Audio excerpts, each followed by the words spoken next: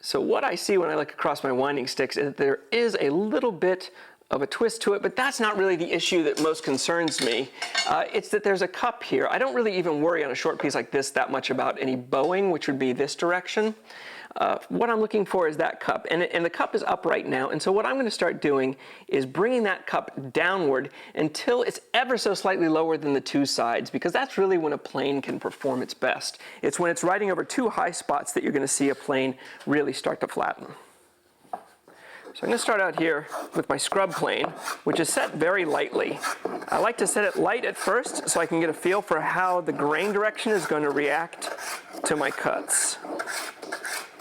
And I'm trying to overlap each stroke as I go. And then I'm going to come the other direction.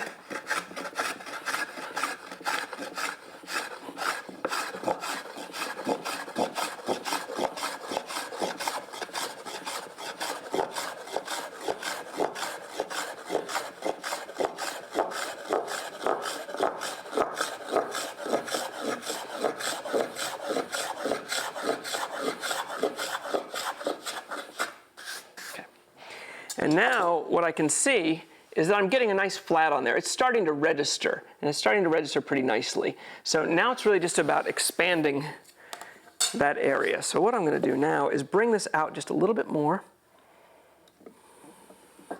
and get a little more aggressive in how I go about this.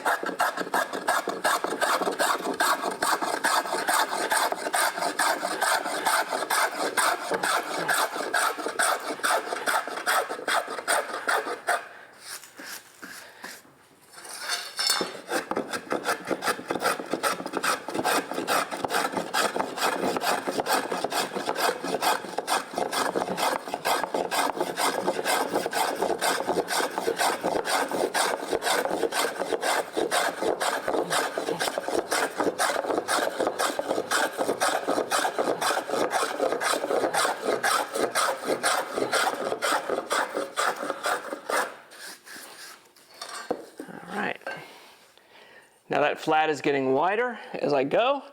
I'm just going to double check it here real quick and see how I'm doing for my twist. And it's really taking the twist right out of it. So each time I come in here, because I start with my hand firmly over the area that I've already flattened, and the front of the sole is on there too, it ends up just naturally making it a little bit wider of a swath each time that I'm taking my passes. And if I was to exaggerate it, I would have one hand going forward like this, and then the other hand comes in and switches off. But you can do that with both hands still on the tool.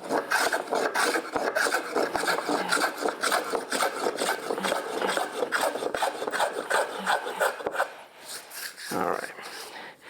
Now it's flat enough, and I got that crown out of it to the point that I'm going to start using my number 7 here.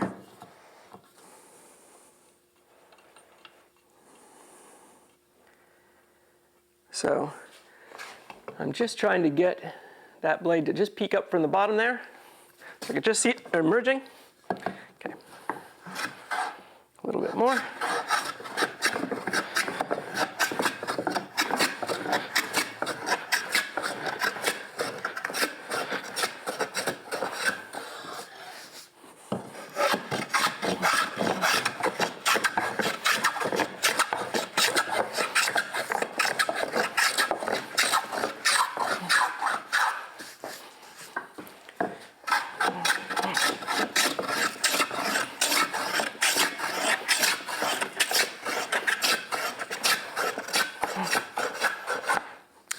Now, as you see, I'm going across the grain all the time, and that's because it's much more difficult to push it with the grain, and when I do that, I'm not taking in as much information, especially if I go straight.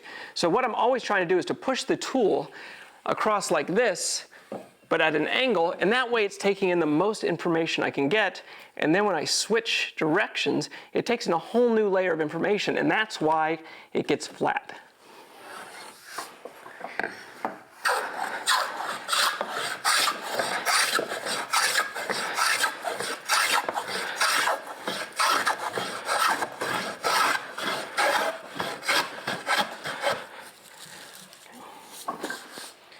Time to check it again. Let's see what we got here. So it's starting to look pretty good. I can see when I just let the two touch, when I can see that this side touches before that side, that tells me I have a high corner here and here. So to take care of that twist, it's pretty simple. What I'm going to do is I'm going to focus on this whole area here. I'm just going to take a series of strokes just from that region. And then I'm going to do the entire board the other direction.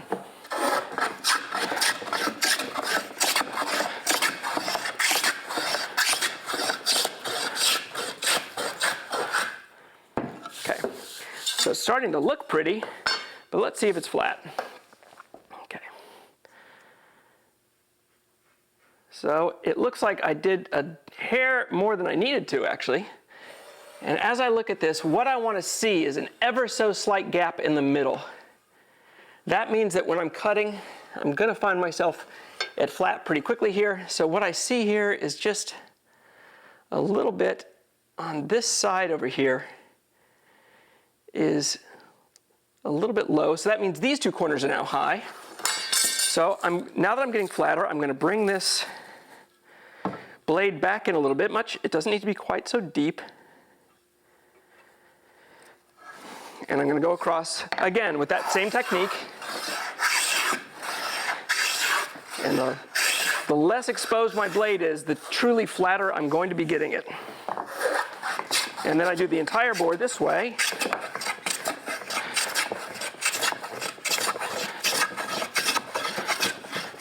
And then, just to take in a whole different level of information, I am going to go with the fibers, but I'm not going to go straight like this. I'm going to keep it across like this.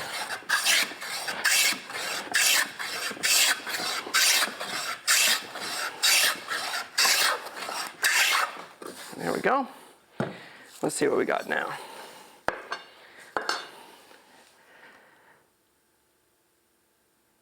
It looks really good for twist. I see almost none at all. And as far as flatness goes, no matter what direction I put it in, it's doing a nice job. I'm going to go back at this one last time. I'm going to bring the blade back even more. And then this is going to be my reference face for marking my other face.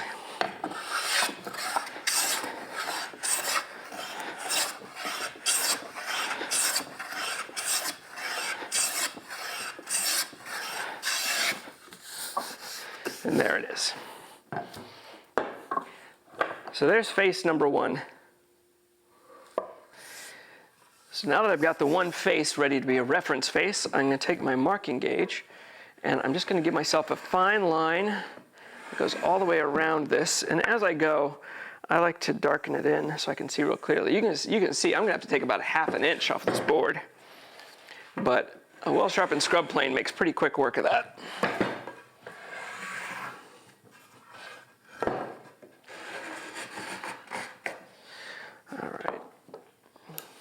So one thing I like to do sometimes when I'm doing this is to start out by removing some of that material on the corners with my draw knife.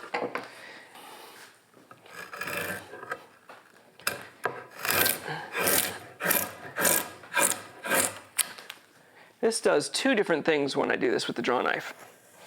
Not only does it show me exactly where I'm going to be ending my planing, but it also prevents a big chunk over here from breaking out potentially right at that edge and dipping down further than I want it to into the area that I mean to be part of my seat.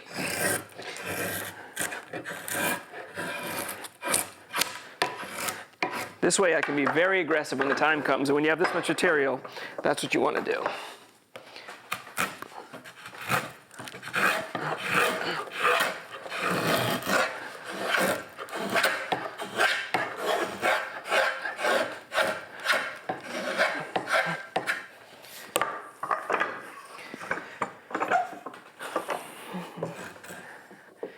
So now I'm ready to get going again with my scrub plane. I'm going to set it a little bit heavier once I take a few cuts to make sure I'm going in a direction that feels good.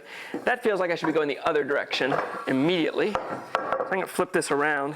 Sometimes if there's a twist in a board, you can expect that different areas might even need different directions, but I'm so far from my finished surface that's 1/2 inch down, I'm not going to worry too much about that. So I'm going to start in here.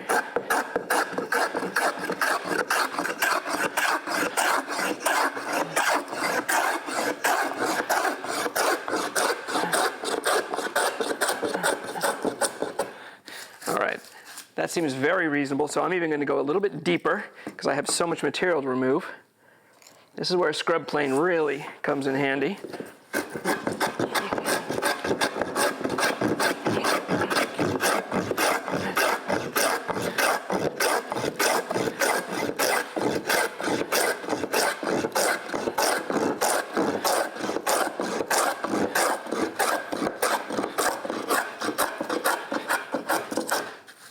And I can see, because my chamfers on the edges are still even, that I'm doing an even job of it.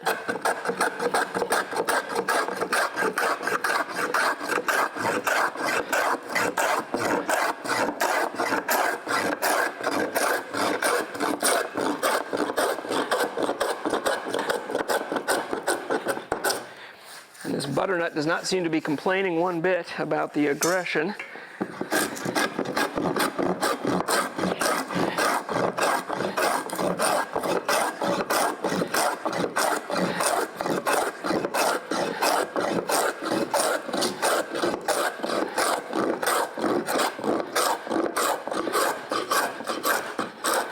I do see I'm getting a little reversal over in this one area, so I'm going to start watching that as I get closer to my final dimension here. I think I got another, maybe another stroke in me before I have to deal with it.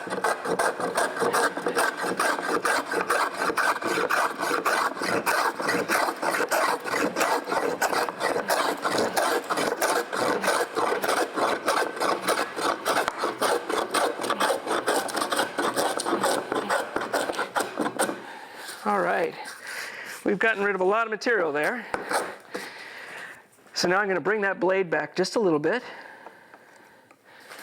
and have another go at it.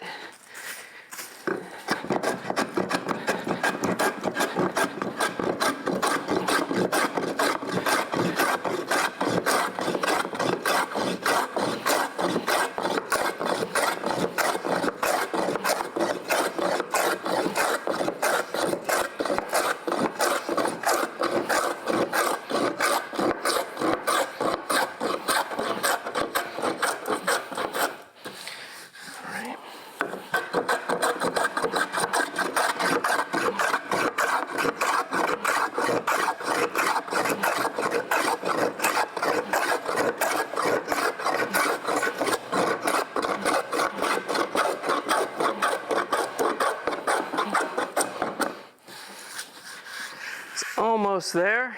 Gonna keep going at it.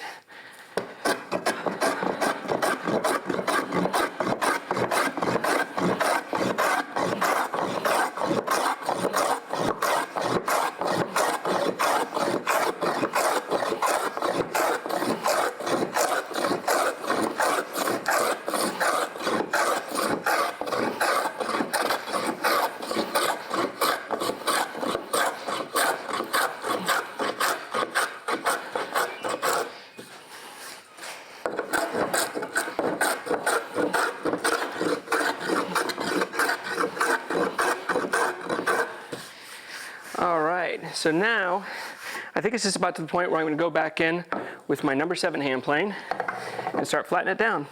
I'll bring out that blade a little bit from where it was in the last one.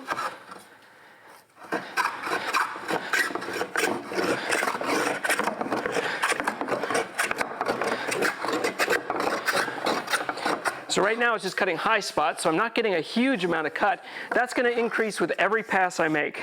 And soon I'll be taking full passes and getting shavings the entire way.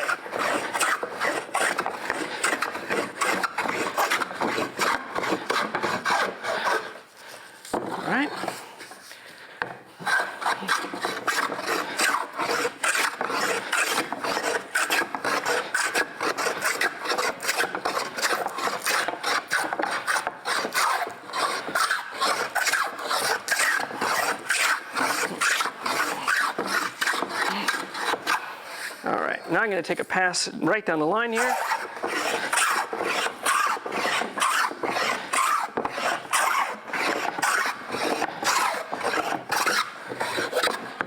Okay. Now I'm going to lighten this up and bring myself right down to where my lines are. Okay.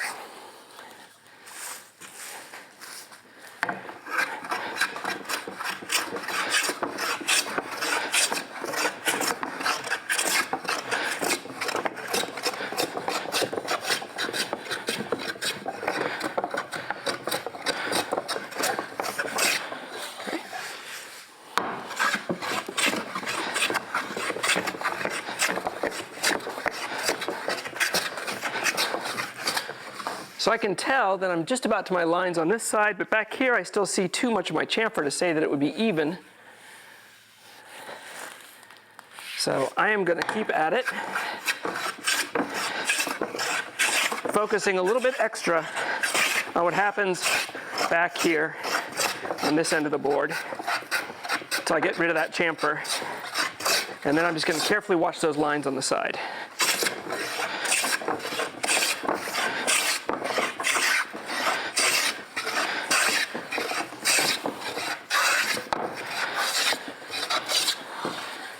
All right.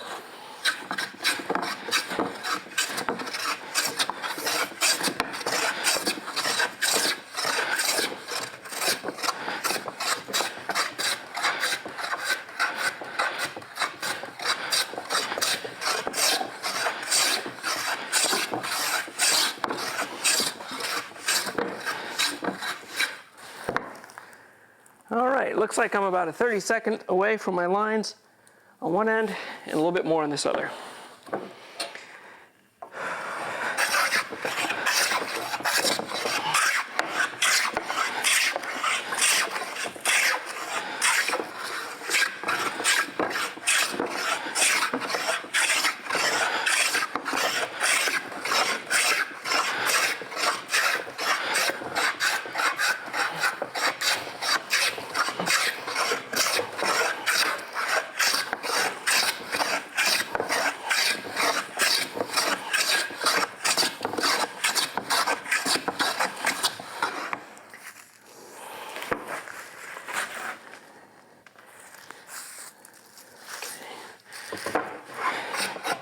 All right, so now my board is flat, it's 1 11/16 inches thick, and it's ready for me to draw the pattern on it.